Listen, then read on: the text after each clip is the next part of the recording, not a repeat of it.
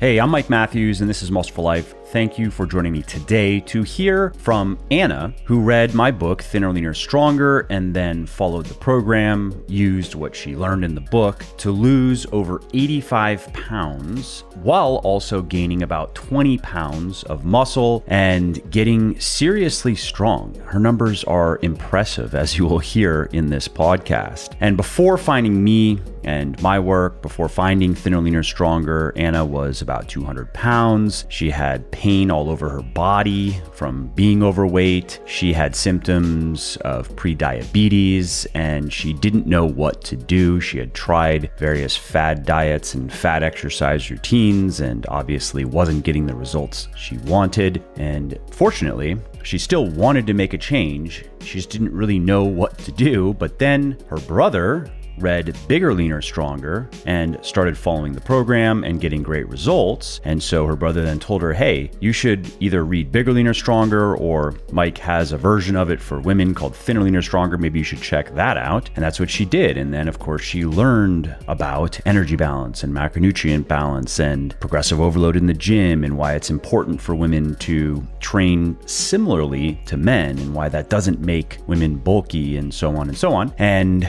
she was inspired by the information. The plan made sense to her. She did have self-doubt. She didn't know if she could really do it, but she decided that she would start with working toward 170 pounds, that if she could achieve that first milestone of about 30 pounds of weight loss, then she could probably go to the next level as well. And so that's what she set out to do with Thinner, Leaner, Stronger. And of course, she applied the principles well enough to see real progress right away. That gave her confidence, and she realized that her body composition was in her control, and now it was only just a matter of time. And that, of course, led her to accomplishing the first goal and then setting the next goal. And she continued to make progress toward that. And now Anna is 135 pounds. And again, she has gained about 20 pounds of lean muscle in the right places on her body, and she's lost about 85 pounds of fat and more than tripled her strength on the big lifts. And she also has a whole new mindset. And you'll hear about that in the interview. You'll hear about how Anna's fitness journey has made her a lot more confident in general and a lot more fearless in general to pursue other goals that she has. And so that's what this interview is. It's Anna and I chatting about her story, where she shares some of the important lessons she's learned along the way, including stuff related to her childhood and how she became overweight in the first place and how she will never go back to that place now that she understands what was happening and understands how to prevent it mechanically. Again, just learning about energy balance and macronutrient balance and how to train correctly. Those are epiphanies, really, when you first learn about them. I don't know if you remember that. I clearly do. Remember first learning about energy balance in particular, and it was like a revelation. All I have to do is eat enough protein, and I mean that's macronutrients, but it was combined with that. So you're saying I just have to eat this many calories per day and just eat enough protein, and carbs and fats don't really matter. And if I want to quote unquote be good, eat enough nutritious foods, that's all I have to do, and I can get as lean as I want to get, and I can prevent fat gain if that's what I want to do. And I couldn't believe it at first that it really was that simple, considering how much disinformation and misinformation is out there. And so it's always fun for me to hear other people relate their experiences with those key aha moments that unlock the quote unquote secrets of losing fat and gaining muscle and maintaining the body composition that we really want, because I remember those moments vividly, and I'm sure you do as well.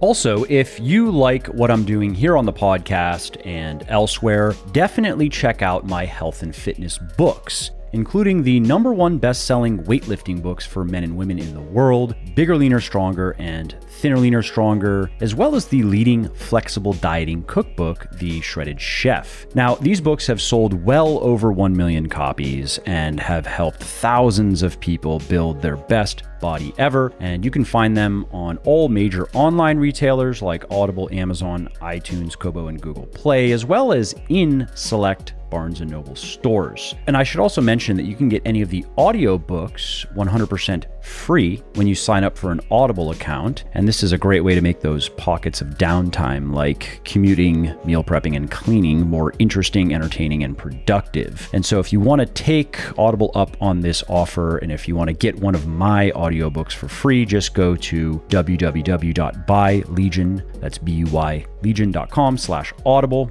and sign up for your account. So again, if you appreciate my work and if you want to see more of it, and if you want to learn time-proven and evidence-based strategies for losing fat, building muscle, and getting healthy, and strategies that work for anyone and everyone, regardless of age or circumstances, please do consider picking up one of my best-selling books, Bigger, Leaner, Stronger for Men, Thinner, Leaner, Stronger for women, and the Shredded Chef for my favorite fitness-friendly recipes. Hey, Anna. Hi, Mike. How are you? I'm doing well, thanks. How you doing?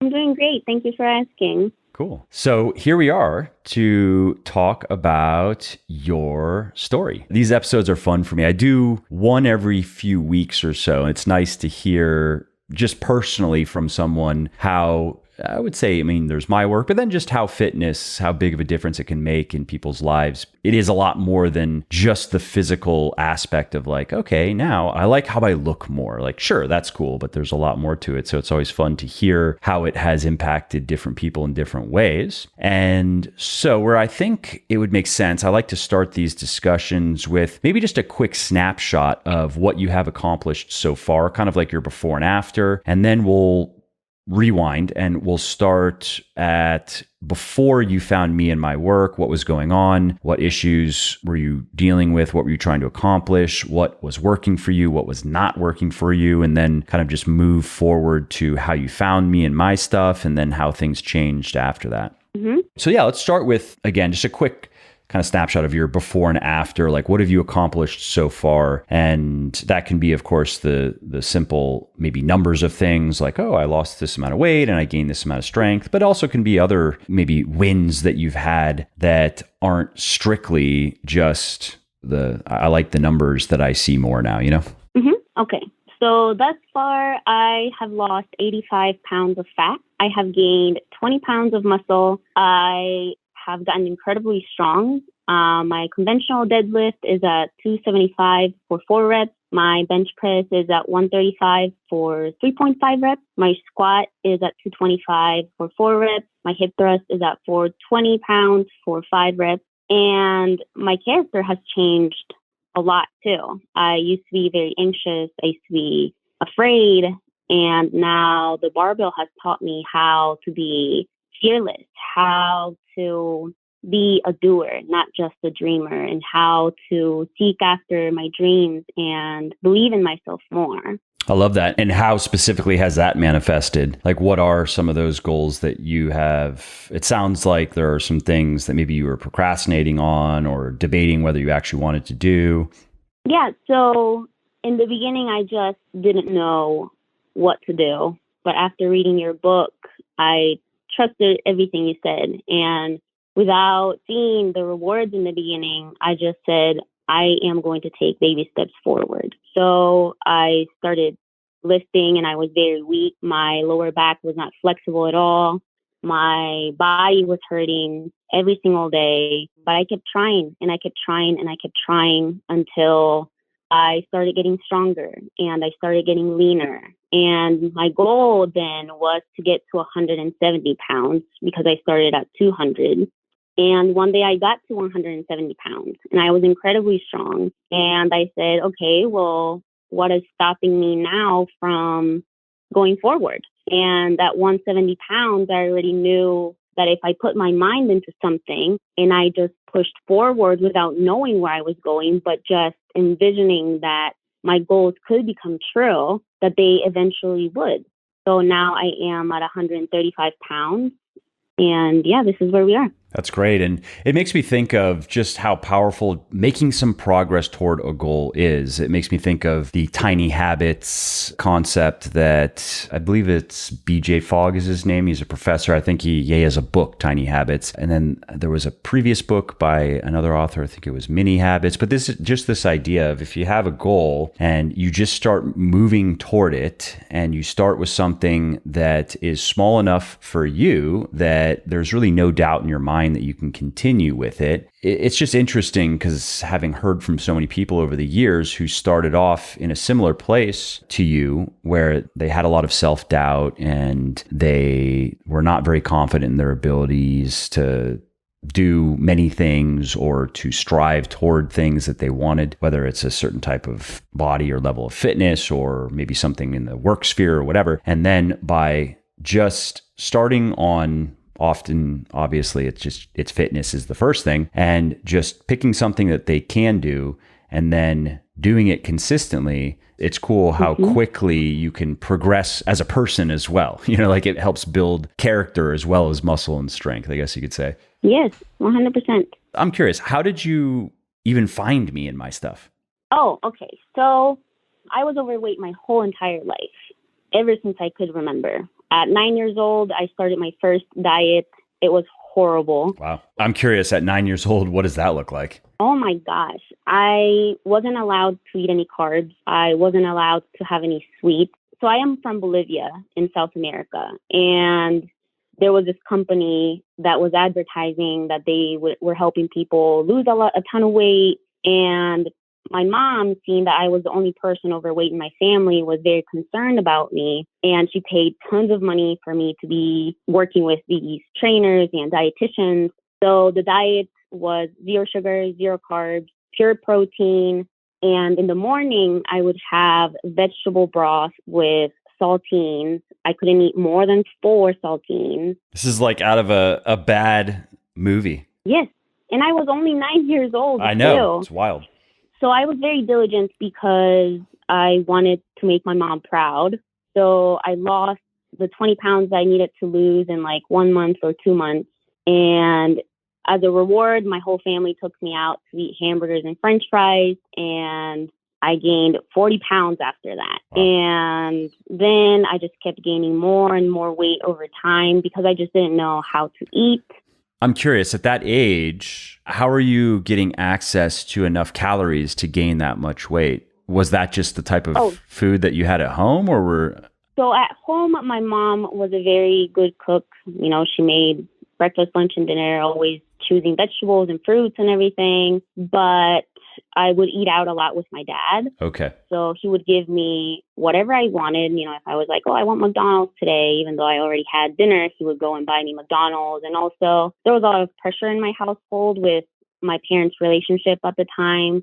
So I think I created an emotional relationship with food. I see. So whenever I was nervous or I had to take care of my siblings, I would eat whatever was on site. In time, that resulted in a lot of weight gain, and then where did it go from there? So then when I was in high school, I started learning more about dieting, and I said, I want to get skinny for once.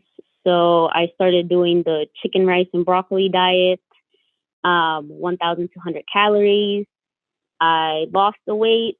And as soon as I started eating like I normally did, I gained even more weight. And college made it even worse because in college, my mom wasn't there to cook for me anymore. So I was eating out for breakfast, lunch, and dinner. And in college, I lived weighing 200 pounds for 6 years. And then one day I just wanted to know why I had body pains because my doctor couldn't really tell me what was wrong with me. I was just going to say, your doctor didn't even suggest hey, maybe if we just take some weight off, there'll be less pressure on your joints and things will feel better. Yeah.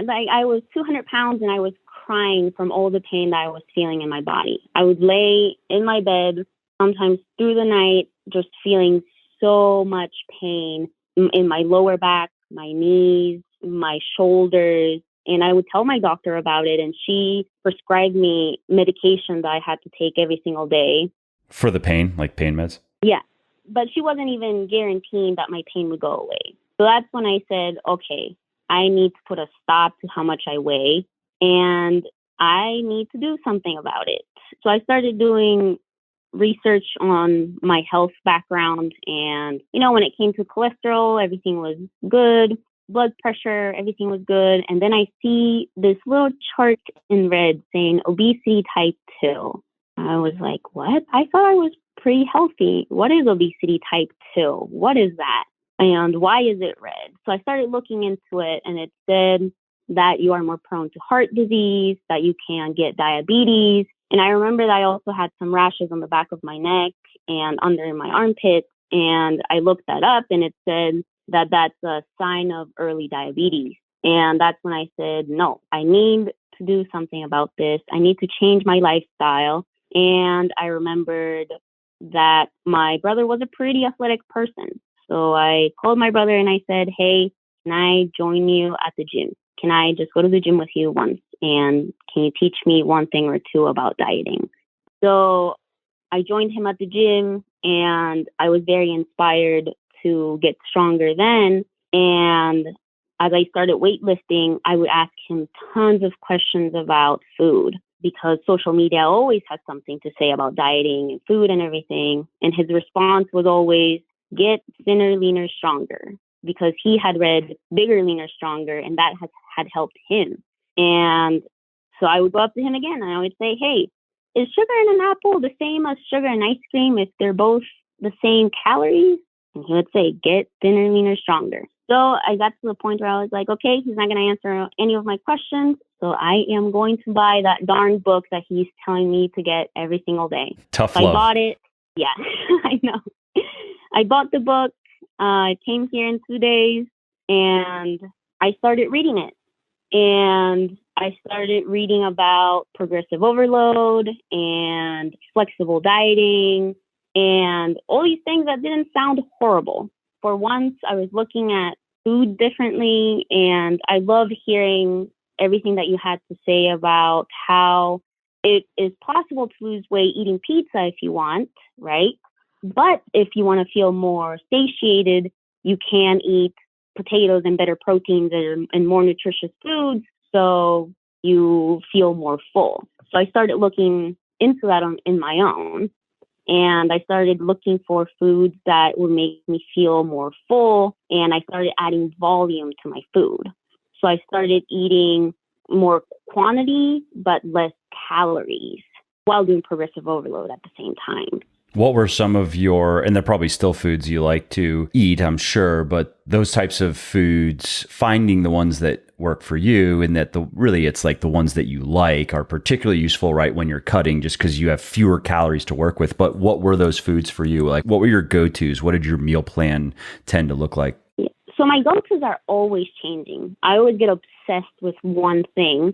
But what I do is, let's say if I am craving hamburgers this week, I am not going out and getting a hamburger from, Founding Farmers, where the hamburger is going to have over 1,000 calories. I am going to the store and I am looking behind every single box until I find whatever has the best ingredients, the lowest calories. And now I am able to make 2 hamburgers with potatoes in the air fryer that taste amazing. And the whole meal is under 600 calories. So I am eating 2 plus a bunch of potatoes. If I am still hungry, I am adding any type of vegetable that I like.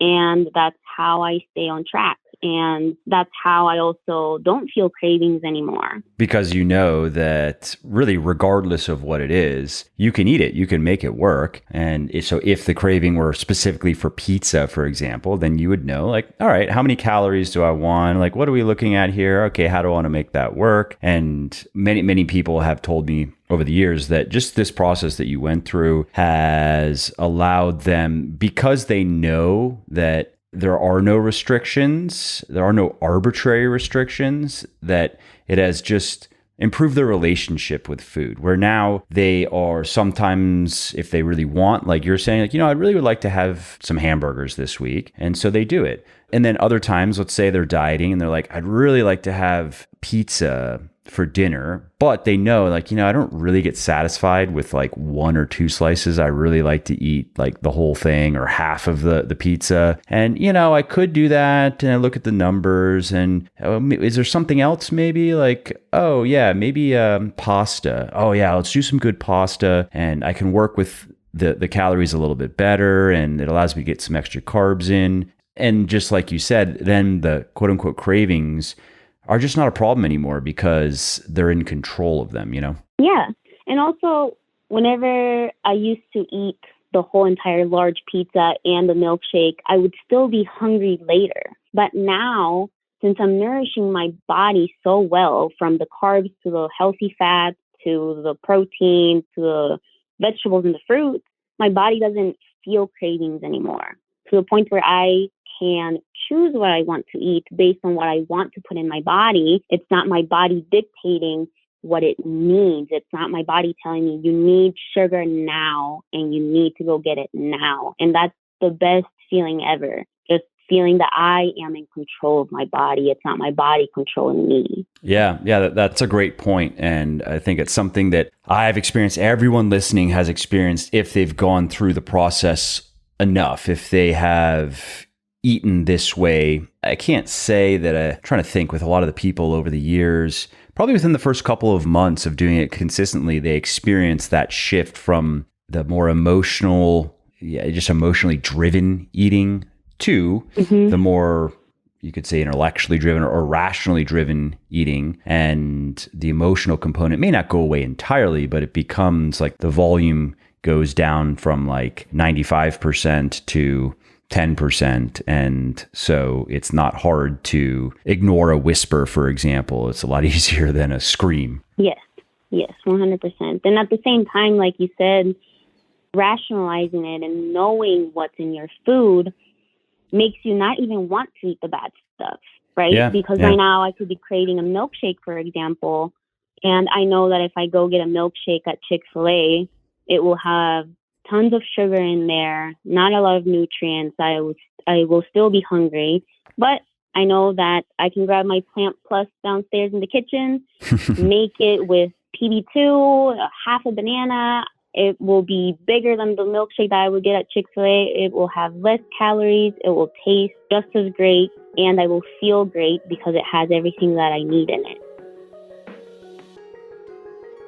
If you like what I'm doing here on the podcast and elsewhere, definitely check out my health and fitness books, including the #1 best-selling weightlifting books for men and women in the world, Bigger, Leaner, Stronger and Thinner, Leaner, Stronger, as well as the leading flexible dieting cookbook, The Shredded Chef.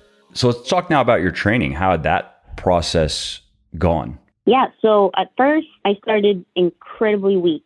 I was the weakest and heaviest girl at my gym. And to be fair, that's very common for women starting out with weightlifting for the first time. For example, I've heard from many women over the years who are not able to bench the bar at first. And then after working at it for a bit, being able to get in the low 100s for one and stuff. So it is very common. That's actually one of the reasons why one of the early editions of Thinner, Leaner, Stronger had the barbell bench press as one of the early exercises in the 1-year plan. And I changed that based on feedback I was getting from women that a lot of women were struggling with the bar initially. And so it made more sense to start with dumbbells, for example, there, and then build up your strength so you can move over to the bar. But yeah, well, for me, I started with the 25-pound bar on every single compound exercise. And I quickly built it up to 45 pounds. And then I just followed progressive overload, like you said. I started adding 2.5 plates on each side every time I got 6 reps. If I was getting 4 reps, I kept trying with the same weight. If I was getting 5 reps, I kept trying with the same weight. And up to date, 2 years later, I am still getting stronger every single week. That's awesome. And during that process, were you surprised? Maybe not, because obviously I talk about it, but hearing a dude talk about it, it can be different than experiencing it firsthand. But were you surprised that you didn't get quote unquote bulkier and that getting very strong, it didn't make you look like a Minecraft character? Yeah, 100%. Yes, because everything people preach is you need to do high reps, You need to do cardio like a beast. And I just chose to trust you, and you were right. So whomever sees me, if they think that I don't have the ideal body, is because I am still on a caloric deficit. I am still losing fat. And I tell them, if you think I'm bulky, it's because I have fat in my body. But aside from that, I am the leanest I have been the past 10 years of my life. And I have been able to keep it off too, which is a great accomplishment for myself. Yeah, that's awesome. And bulky, that it's a very subjective thing as well. It could be less so in the case of, like, sure, there are some really jacked female athletes out there, like some strength athletes who, yeah, probably by anyone's standards could be considered as bulky. And to them, that wouldn't even be a criticism. They'd be like, yeah, I'm fucking huge and I love it. You know what I mean? But if we're talking about more everyday women who are maybe at most a quote unquote, a lifestyle bodybuilder, which is what I would consider myself. I'm not a competitive bodybuilder, but you know, I'm into this and it's part of my lifestyle. And so the look that maybe some women, they might go, oh, that's a little bit too quote unquote bulky for me. Whereas other women, they prefer that. And it's similar to body fat levels. Some women, the look they want is, I don't know, let's say 18% body fat. That's just the look that they want. Other women, the look they want might be more like 23% body fat because they want to have bigger boobs and they want to have a little bit more in their butt and they want to be a little bit squishier. They don't want to be so quote unquote toned and they don't want to necessarily have like vascularity in their arms and stuff. And so that's just a matter of personal preference. And so something I've also told women is you get to decide for yourself as you work toward your ideal body. It's just going to be a combination of a certain amount of muscle gained at a certain body fat level. And the nature of muscle gain being what it is, it's a slow process. And although women can gain muscle more or less at the same rate, well, maybe not the same, but they can gain muscle about as effectively if we're talking about percentage of body weight as men. They just start out with a lot less. And their skeletons are smaller, so they can't gain as much over the long term as men can. But because that process is slow, you get to decide. You're never going to wake up one day and realize with horror that you've gained way too much muscle and now you have to now like my arms are bigger than my boyfriend's. Oh shit, now I have to cut my protein in half and I have to stop lifting and do a bunch of cardio. I mean, you could if you needed to, but it just doesn't work like that. Yeah, exactly. Yeah. And guys will know that because guys know the struggle of trying to gain muscle. And the male problem's the other way around. Yeah. Yeah, the guy is he feels never big enough. So yeah. Hence the title. I mean, the title of Bigger, Leaner, Stronger. It really is the perfect title for a fitness book for men because that's the infinite struggle. You're never big enough, you're never lean enough, and you're never strong enough. With women, it's a little bit different. I actually preferred the title Fitter, Leaner, Stronger because there are women out there who don't want to get thinner and just getting forever thinner is not the plan, of course. And sometimes I get some shit from women for that title. I explain, I personally preferred fitter, but I surveyed a lot of women who were following me just to get a very simple, I think you call it a Likert scale, a 1 to 5. Like 1, I hate it. 5, I love it. Fitter, leaner, stronger versus thinner, leaner, stronger. And I don't remember now, it was a long time ago, but I don't remember like the exact scores, but I remember that thinner, leaner, stronger was preferred by a large margin. It might've been like fitter scored an average of 2 or 2.5 and thinner scored an average of like 4 to 4.5 or something. And I was like, okay, I guess the market has spoken. I'm going to go with the one that more women are saying they like, I mean, and even then, you should never judge a book by its cover. But funny enough, we all do it though. And even I do it when I'm browsing the bookstore. I like to go to the bookstore maybe once a month and just see. I don't often find things that I want to read. I'm usually finding those in other ways. Sometimes I do, but I like to look at just more from a marketing perspective. I like to look for cool covers and clever titles. And the cover though is from a marketing perspective. Cover and title are hugely important. Cover, title, subtitle. It's hard for me to just pick a number in terms of how responsible those 3 factors are for sales, but I think it's at least 50%. It may even be more than that, actually. So it just... Well, I mean, we buy with our eyes too, so that makes sense. Totally. And then, with books, I mean, a lot of people buy based on recommendations. But if you haven't been recommended something, it's something we instinctively assume that if the cover sucks, the book probably sucks. Or if the title sucks and it doesn't resonate with us at all, why are we even going to pick it up, But anyways, getting back on track. So, okay, great. And have you done any cardio? Or is it just lifting? I've done barely any cardio. And whenever I've done cardio, it's been the Stairmaster. I did a little bit of cardio running outside when COVID hit and the gyms were closed because I wanted to get some exercise. But aside from that, nope. Nice. I mean, you don't have to do cardio as you are experiencing. And I've written and spoken about this. There are some good reasons to include cardio in your routine. Not even just body composition, calorie burning reasons, but also some health, particularly cardiovascular health. But out of the two, strength training and cardio, strength training is far more important. And what you'll probably find is as you continue, it just really depends on how lean you want to get. If you want to get very lean, what you'll find is no cardio will get you so far. You will get to a point where you do need to include some to continue losing fat, but you have a lot of options there. I mean, that could just be at first going for a walk every day or every other day. Just 30 to 45 minutes of walking a few times per week might be where you start. And then from there, you could move to something else, or if you're liking the walking, you could turn it into rucking. I recently recorded a podcast on that. You can add weight, like literally just throw stuff in a backpack and put on the backpack, and you can actually burn quite a few calories doing that. So yeah, I mean, I do go on a lot of walks and I'll go on hikes. I just don't jump on the treadmill and start running or... Yeah. It's kind of like, it is cardio, but it's not formal cardio.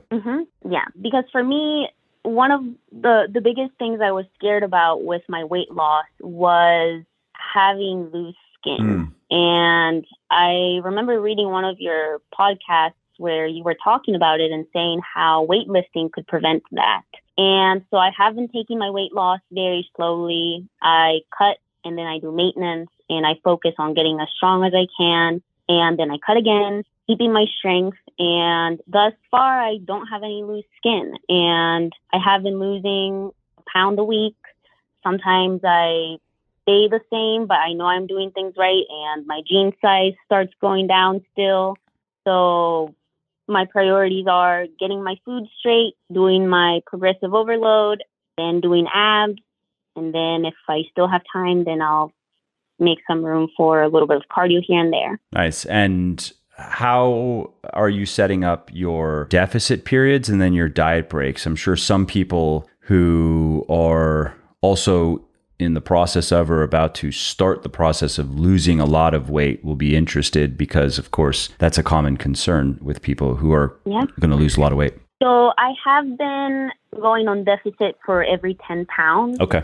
So after I lose 10 pounds, then I am making sure that everything I am doing is becoming a lifestyle. And I am making sure that I am liking everything that I am eating and that I am enjoying it through the process. And if I am still enjoying my progressive overload exercises, and when I see that the scale is staying the same and I am feeling great, then I am okay. It's time to do it again. And then I lose 10 pounds again. And we repeat the same cycle. And how long are those diet breaks generally? Is it a 1 week thing generally, a 2 week thing, longer? Sometimes I've taken a month of a break, just a whole month, making sure that my mind is in the right place, that, like I said, that I am liking the food that I'm eating. Because for me, the most important thing is to never go back, to just keep moving forward, to just keep becoming the best version of myself little by little. I am not in a rush to lose 20 pounds tomorrow or for the summer. I am just taking my baby steps forward because now at this point in my life, I know that if it takes me a whole year to lose 10 pounds, that's still 10 pounds lost. And if I am keeping it off, then that is what matters to me. Yeah. It totally makes sense. I mean, it is the looking at the the bigger picture and playing the long game, so to speak, because you're looking at it as a lifestyle. This is something you probably plan on doing for the rest of your life. And so how quickly you get to your bigger goal or maybe your bigger milestone you're working to, yeah, it matters. But if we're talking about getting there in, let's just pick an arbitrary, let's say it's a year or a year and a few months, does that really matter if a year and a few months is a lot more enjoyable?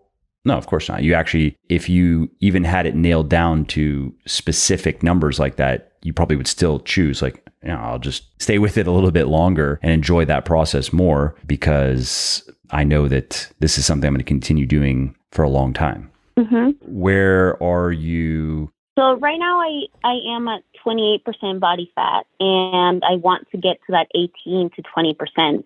So I started cutting again last week and head is in the game. I am still doing my compound exercises.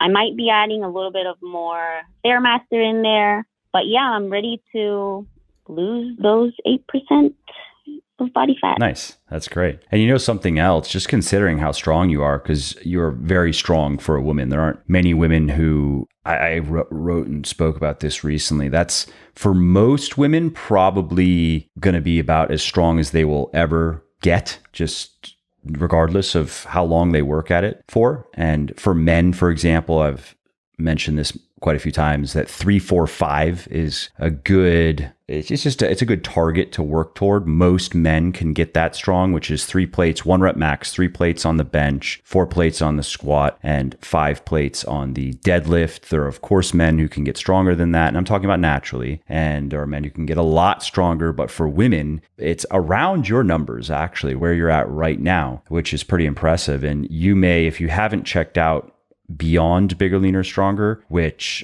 of course, given the title, is more geared toward men. But if you were to read that book, a lot of the information and fundamentals, of course, would apply just as much to you as it would apply to a dude. And the programming could work really well for you. You'd probably want to change it a little bit in that you'll probably want to bring the upper body volume down a little bit and increase the lower body volume. Most women, that's what they want to do. But just throwing that out there, you might find that program fun just because of how quickly you've progressed in your strength. Oh, thank you.